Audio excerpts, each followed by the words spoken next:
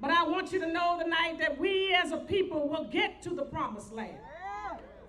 And he talked about not fearing any man, for his eyes had seen the glory of the coming of the Lord. Shortly before that, he told those gathered there in Mason Temple in Memphis, Tennessee, if something happens to me here, now, don't stop here in Memphis. My young brothers and sisters, don't stop because of what happened to George Floyd, because there's much more work to do to establish justice and equity in this nation. Don't stop until police reform happens and police accountability and chokeholds are banned. Don't stop. Don't stop. Don't stop until neighborhoods, historically black neighborhoods, are stabilized and invested in instead of gentrified. Don't stop. Don't stop. Don't stop until everyone who's able to vote exercises their citizenship right to vote. Don't stop. Don't stop until there is equity with black and brown people in the boardroom and in the C-suites. Don't stop. Don't stop until we have equity in our educational system. Don't stop until we address criminal justice reform.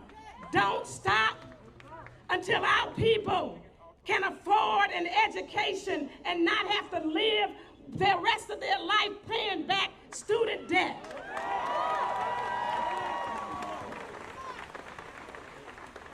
Don't stop until systemic racism is dismantled. There is a deconstruction in America and a reconstruction in America. Don't stop until they pay the debt on the check that my father presented in 1963 on the steps of the Lincoln Memorial. Don't stop until there is justice and equity for black and brown people, not just in these United States, but all across the world that we live in, because we are in the world house. We are inextricably bound. And as my daddy said, we are caught in an inescapable network of mutuality, tied in a single garment of destiny, and what affects one directly affects all indirectly. Amen. Don't stop. Don't stop. Don't stop. Don't stop. Don't stop. No justice. No justice. Don't stop. Don't stop. Until there is never again the breath taken out of the life of any black and brown person in this nation and around the world. Don't stop, my brothers and sisters. No justice, no peace.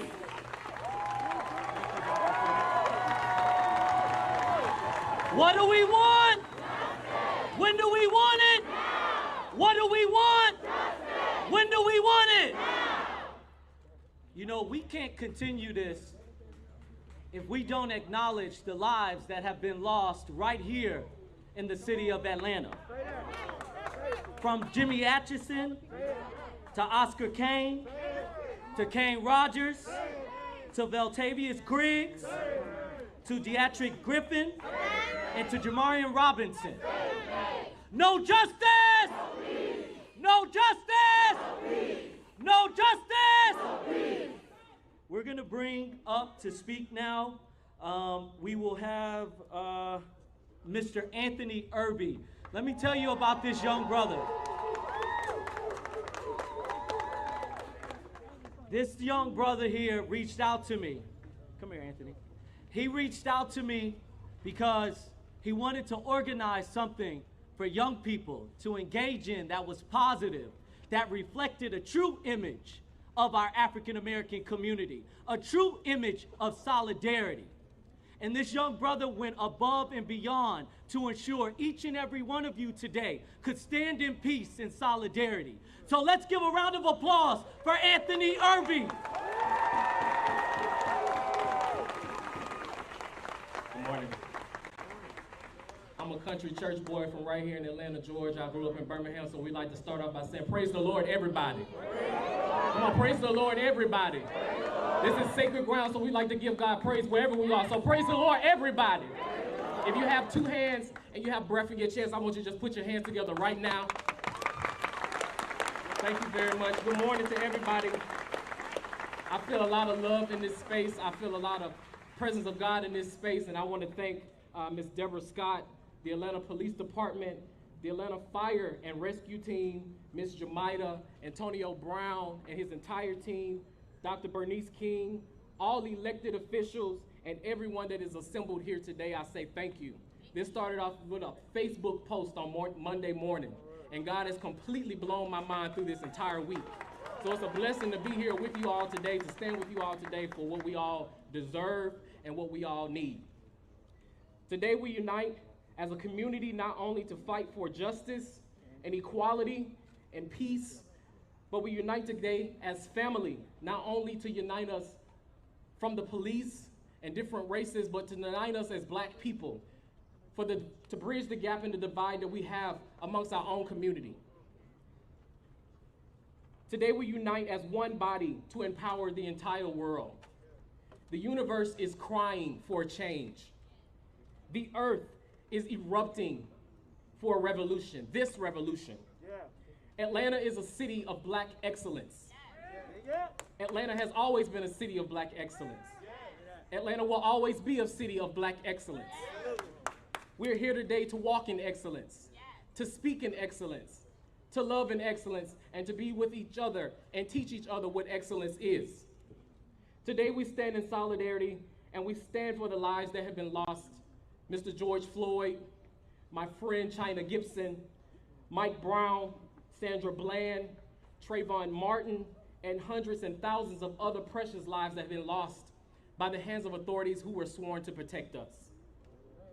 I cannot stress enough how imperative it is for us to not only learn all the new songs and dance moves, but learn who's running in your communities so that we may know who we're voting for and not just checking a name on the box.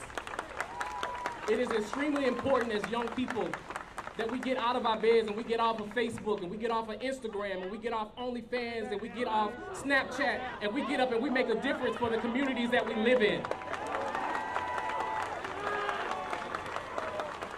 A Facebook message means nothing if you get up and do nothing behind it. Faith without work is dead. So I stand here today as a Black man with my community, with my friends, with all my family, and we're gonna do this thing today, and I'm excited, and I'm glad that God is with us today, and I just thank you, man, and thank you for this opportunity. God bless you all.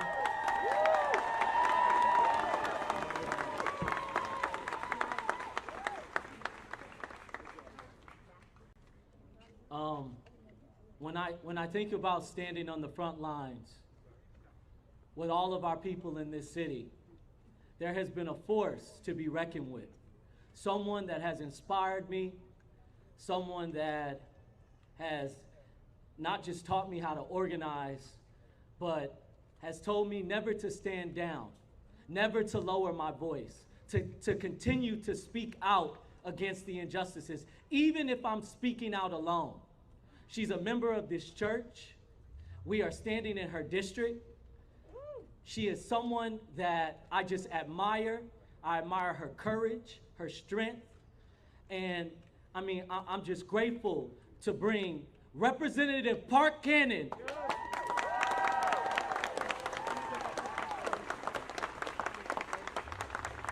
No justice? No peace. No justice? No peace. That's right. Do we know that silence is violence? Yeah. We do? No justice? No peace. No justice? No peace. Tilt your head to the sky. No justice? No peace. Let them hear it. Those helicopters. No justice? No peace. Thank you. I come to you today in the spirit of the mothers and families who are grieving in the state of Georgia. Not outside of Georgia, not outside of Atlanta, not in the South, not around the country, right here, right now. Thank you. to the media and those who have covered the true stories of families brutalized by police and finding that the lack of police accountability is sending them on a years-long chase for justice. What do we want? Justice. When do we want it? Now. That's right. The names of these brothers who we can no longer stand with in solidarity today in the flesh. Repeat after me. Jamarian Robinson. Shali Tilson. Jarvis Likes. Kane Rogers. Jabril Robinson. Oscar Kane. DeAndre Phillips. Ahmaud Arbery. And of course, Andrew Smyrna. Jimmy Atchison. Any names been omitted? Have any names been omitted?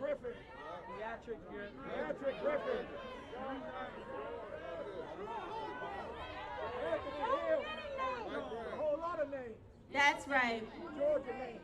Unfortunately, that is the case, that we can all name some folks who have similar names. One last name Kane, one first name Kane, two last names Robinson. It happens too much here in Atlanta, here in the state of Georgia. So we, as members of your House of Representatives, have already introduced House Bill 636. House Bill 636 is an opportunity to address police brutality by specifically looking at excessive use of force. Say it with me, excessive use of force. If that is not on your tongue day out and day in for the next few weeks, I don't know what solution you're looking for at the state level. This bill is already in the process. This bill will officially make it so that we have a database where uses of excessive force go into and we look at them side by side by side. So our only similarities are no longer their last names, their first names, their mother's grieving, their community's grieving, but the actual facts in the case.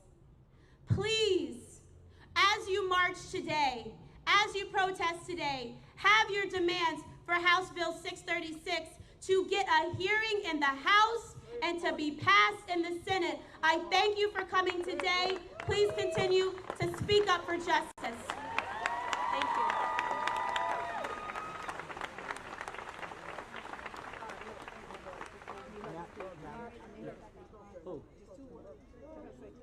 Everyone, so one thing we spoke about at the very beginning of this was that we're not just marching to be marching and yelling the words, no justice, no peace, or what do we want, justice, and when do we want it now? We are marching with a purpose. And this purpose is to ensure that we are not just organized, but that we have a plan of action to move this conversation forward, where we can step out of the shadows and into the light and ensure that the injustices in this city and state are addressed once and for all. So, we've established a phone line, and I want everyone to get out your phones, and I want you to take down this number. This is a dedicated phone number to allow our community to feel heard so that they can tell us what do they expect when we say we want justice. That number is 470-542-9657.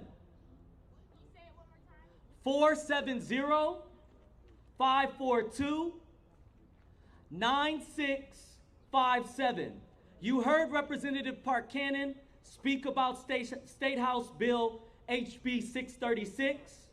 In addition to that, we formed the Metro Atlanta Uprising Task Force that will be made up of residents, advocates, organizers, APD, our elected officials, our governor's office, to work together to take the solutions that we come up with at a town hall that we're currently putting together, where we're going to bring community in to a whiteboard session, where we're going to address these issues, come up with these solutions, and we're going to present them to the government and our elected officials. And we will not stop marching until those solutions are met. No justice! No peace! No justice! No peace! I would like to bring up Commissioner Natalie Hall. If everyone can give her a round of applause. She represents Fulton County, and she's a huge ally and advocate for the city of Atlanta. Thank you. What do we want? Justice. When do we want it? Now. Now more than ever, you need to vote. Your vote counts. It matters. Yesterday, we had Southerners on New Ground and Black Futurist Group come to the Fulton County Government Center and do a peaceful protest because the Fulton County Board of Commissioners was voting on legislation 20-0397 to expand the jail. This is not the time to expand the jail to lock more people up. This is a time to invest in the people so that they can be more successful. Our youth, our homeless, our low-income families, we need to invest in pre-arrest diversion, divert people from the jails, make them successful in society. The police took an oath to serve and protect us, but now we need people to help us protect ourselves from the police. So you need to vote for those public officials who are going to write the laws and vote on those actions that protect you and your families. HB 426 for hate crimes and HB 636 for excessive force of use. Park Cannon said it right here. We need to go to the state and lobby the state for these bills to pass. Amen. It's important because you want to elect the people who will represent you. And we saw this through the peaceful protests of Song and Black Futurist groups yesterday. So what do we want? Justice. When do we want it? Now. And in addition to that, we need to make change by effecting change through this phone number that Antonio has shared with us, 470-542-9657, the Metro Atlanta Uprising Task Force. No justice? No peace. No justice? No peace. Thank you.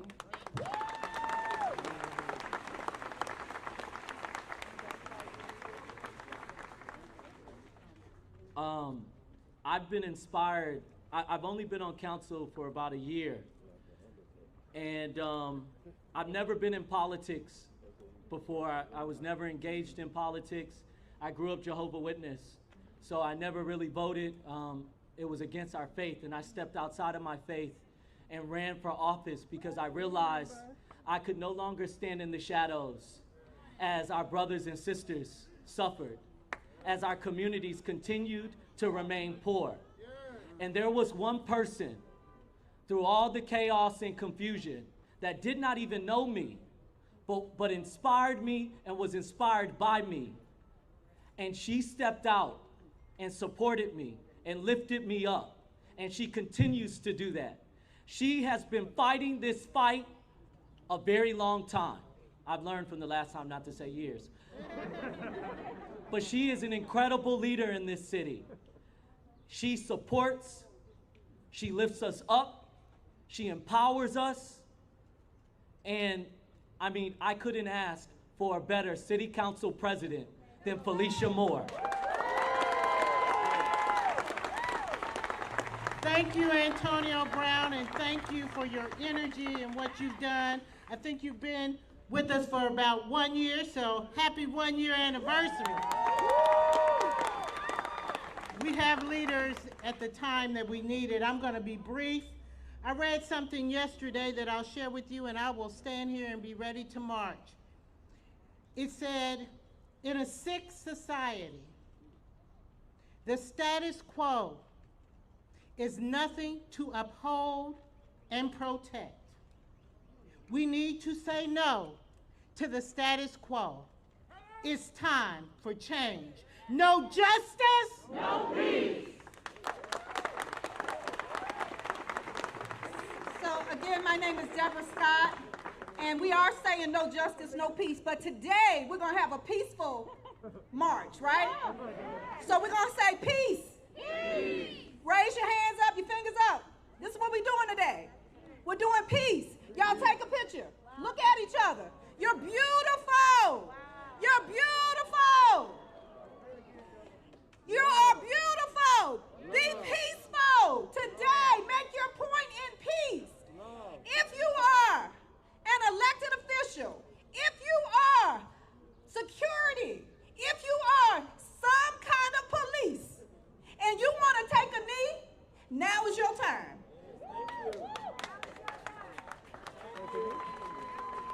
If you are an elected official and you stand with these people, if you are a policeman, a security officer, a correction officer, a fireman, elected official, a uniform, carry a gun, and you stand with these people, take a knee.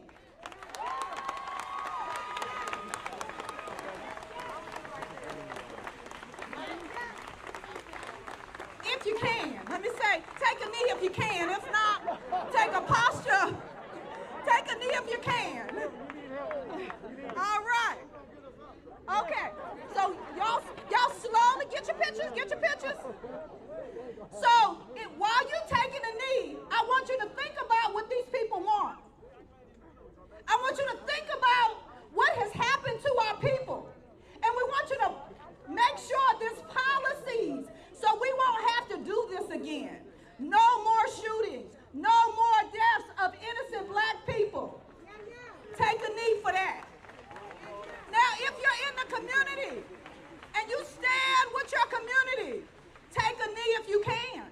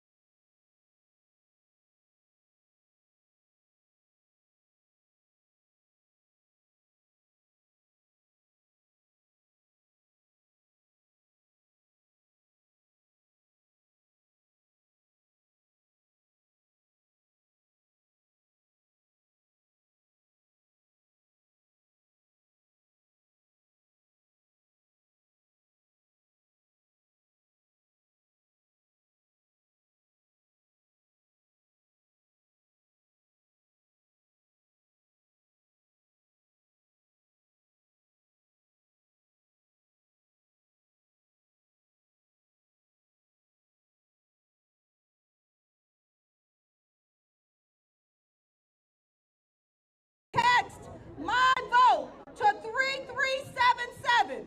My vote to 3377. Text my vote to 33777. Text my vote to 33777.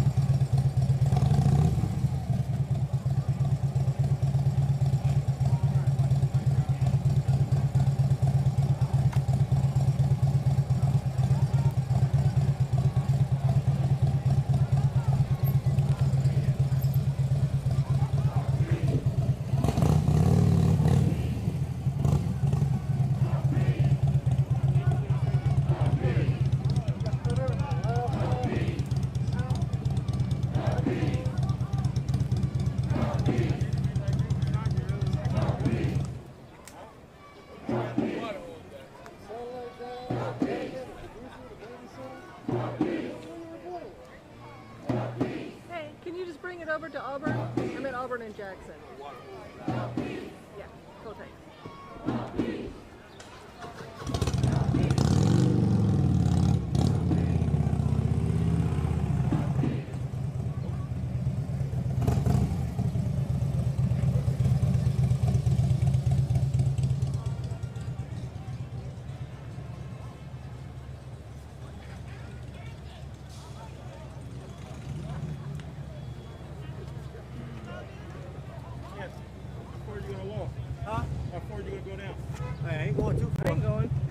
One block. You can go if you want to. Right? The back and knees can't take too much of that walking out here. Not in 90-degree weather. That's why it's a nice long shot.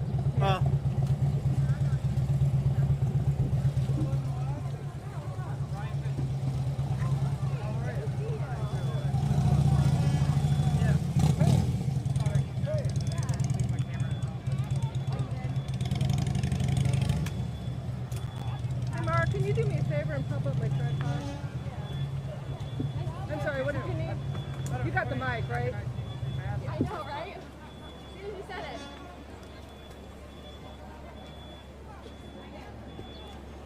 They was rolling. You okay? I'm sorry. They was rolling in the house. They should have something.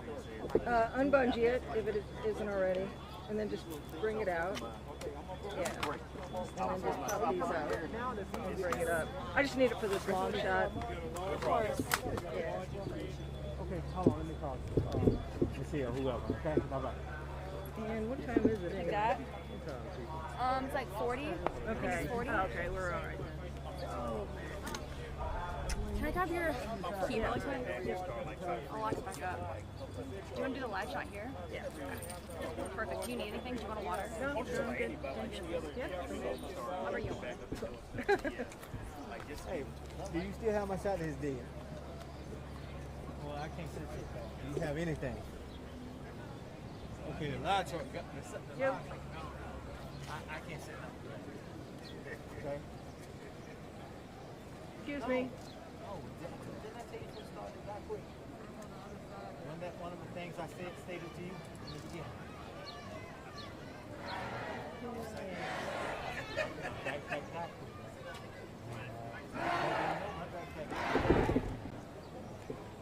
Okay. All right. Transfer me to. Less talking, more walking. You got a sandwich? I didn't get lunch. Less talking, more walking. Yeah, exactly. Gonna have people starting keeling over soon. Including me. Thank you. Bye-bye. So were you told they're going to the Capitol? Yeah, but I was told by 46, so who knows? You don't listen to 46.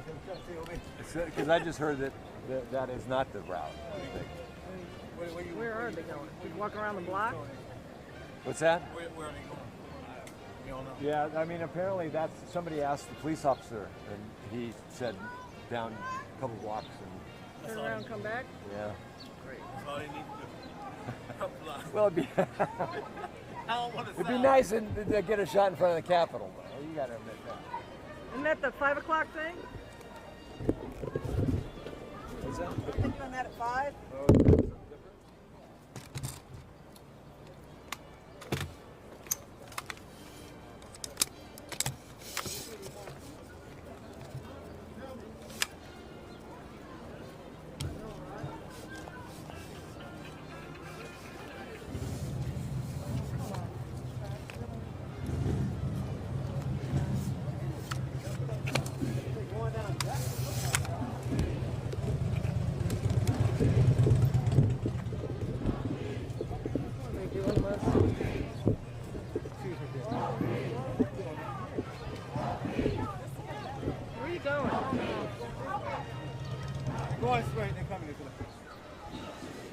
Killing us.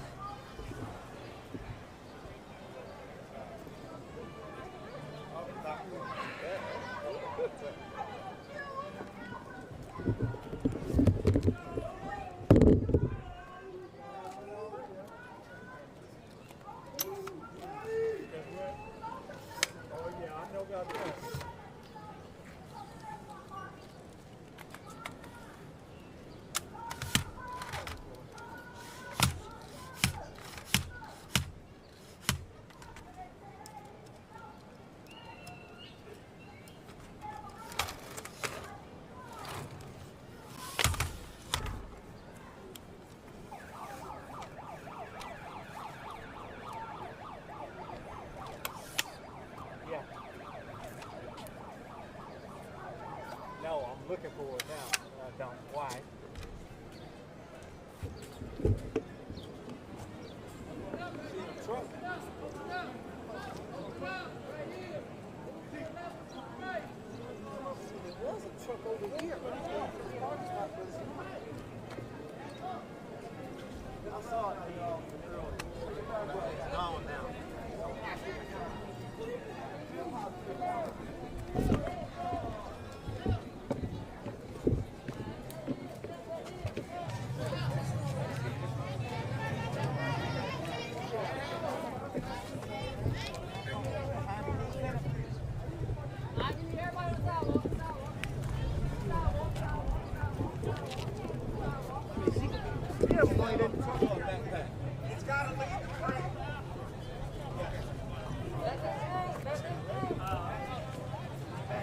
Yo, yo. Remember, these 4 cars here are leading the way. Okay, and the motorcycle.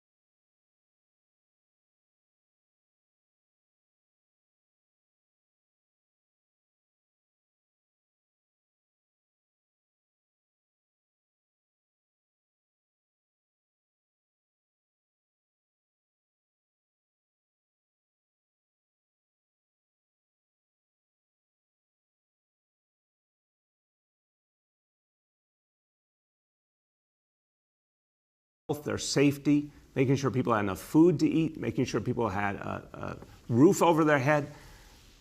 Criticism, it comes with the job. It will come from all directions. Especially in crisis, expect a whole lot of criticism. And you got to always keep your ears open to hear if there's something you're missing, if there's something you need to do better. But critics and folks who do not have to make the decision about people's lives, I understand they're going to have a different perspective. My job is to make sure New Yorkers are safe and that we can fight back this disease and move forward. I'm confident that we're doing the right things to do it. And if we see anything, if I feel a decision I made is not working, if I'm talking to the commissioner and we think a strategy is not working, we're going to change it. We were wrong in the time when we said we wanted the NYPD involved in the social distancing enforcement out of a deep concern for people's health and well-being, a deep concern to fight back the coronavirus, did not recognize at first the problems that would create. Jacob, I cannot tell you how many elected officials reached out to me, community leaders, clergy, and said, you know, we respect you, but you're making a mistake here. And we reviewed it, we talked about it, and I said at the time that we changed the policy, I gave special credit to 3 people I want to reiterate. A Congress member, Yvette Clarke, Brooklyn Borough President Eric Adams, and Assembly member Tremaine Wright from Brooklyn, who's the head of the caucus in Albany. Each of them called and said, here are things that need to be different. Here are specific ideas of how to change it. We respect you. We respect what a mayor has to do, but this isn't working. Try this other thing. People came forward from the Cure Violence movement and said, it's not working the way you're doing it. We can step forward and play a bigger role. That would be much more constructive than police trying to enforce social distancing. Commissioner Shea and I talked about it, agreed that we had made a mistake. I'll take responsibility. We changed it quickly. And from the moment we changed it, it improved the atmosphere and the relationship between police and community and helped us move forward. But we also sent a lot more civilian capacity in to keep educating people on social distancing and face coverings. We started giving out the free face coverings, supporting the Cure Violence movement to play a much bigger role. We're supposed to listen and evolve and change, but at the same time, keep moving things forward and be resolute when we believe we're right. So that is the balance that has to be struck at all times, Jacob. I'm listening all the time. But I have to decide in the end, in a democratic society, elects one person to be their mayor in open democratic elections, and I've been elected twice in the city overwhelmingly to play this role. I have to make decisions, and I will. On phase one and the MTA. So we've had a lot of back and forth with the MTA. And I'll always call them like I see them. I give them a lot of credit. I think the cleaning overnight was exactly right, and they're doing that really, really well. I think it's great that they've come forward with a commitment to more frequent service. They obviously understand, as we do, the central role of making sure people have those face coverings. And the City of New York will provide a lot of those for free to begin, and we'll help distribute them. So the MTA is doing some of the right things for sure. I want them to do more. I want them to do specific limits for every subway car, every bus, markings to show everywhere in the bus, subway, on a platform where you should be and where you shouldn't be so people can make sense of it. I think there's some other common sense things that would really help personnel, and we're willing to help them with this. Personnel to make sure if there's an overcrowded car that people spread out or don't get on that car. I think the more we do that, the more confidence people will have in the subways, the more they'll come back to the subways, the more we can keep moving forward. Now, some of these actions have already been taken by the MTA. I want to see them do more as quickly as possible. Rome won't be built in a day, Jacob, but the more they can do in these next few days up until phase one, and then as we begin phase one, getting ready for the much bigger phase two, the more they do, the more people will feel confident they can be on the subway safely, on the buses safely, and I'm going to keep pushing them to do that. The next is Jeff Colton from City and State. Hi, Mayor. Can you hear me? Yeah, Jeff. How you doing? Fine, thanks. We've seen a lot of examples of NYPD seeming to overstep the use of force guidelines in the past week. As you know, Civil Rights Law 50A protects a lot of internal disciplinary records, but there's, of course, been some flexibility on that in the past. Would you or your police department release the names and disciplinary records of the officers who have been cited in the past week? Again, Jeff, thank you for the question. Let's just deal with 50A up front as part of the answer. 50A should be repealed. We have a moment to do it right now. Governor said he will sign a repeal. From everything I've heard from the Assembly over recent months and years, they would be ready to vote for an appeal. I would ask the state Senate to join in voting for repeal. The last three police commissioners of New York City have said 50A, as it's written, is not working. It is inhibiting transparency and accountability and the relationship between police and community. I've also said, and I'll say it again, there should be a simple additional step taken, a piece of legislation to scrupulously protect the personal information of police officers, their home address, and anything that might compromise their personal safety, because we owe it to our officers to always protect them and their families.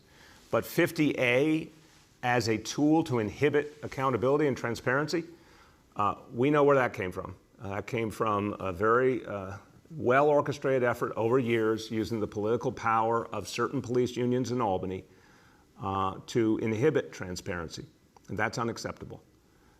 They're not helping their members if they inhibit transparency and accountability. It actually creates more and more frustration in the public and hurts the relationship between community and police and hurts the ability to keep community and police safe.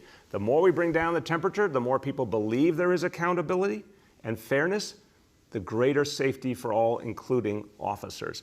So that said, Jeff, we cannot, I spoke to our Corporation Counsel, Jim Johnson, about this the other day.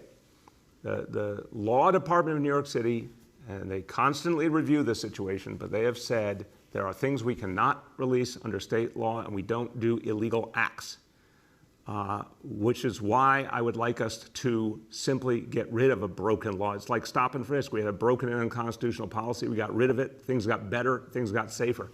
Get rid of 50A. Things will get better. Things will get safer. What I will also say, Jeff, is once charges are brought, and you heard again this horrible situation in Lower East Side captured on video, immediate investigation, obviously the disciplinary process is beginning. That was announced on Friday. When there's a trial, it's a public trial. You will be able to see exactly what's going on in that internal trial in the NYPD. That is transparency and accountability. You'll be able to see that. But we would all benefit from seeing 50A repealed. We have time for two more today. The next is Natalie from Cranes.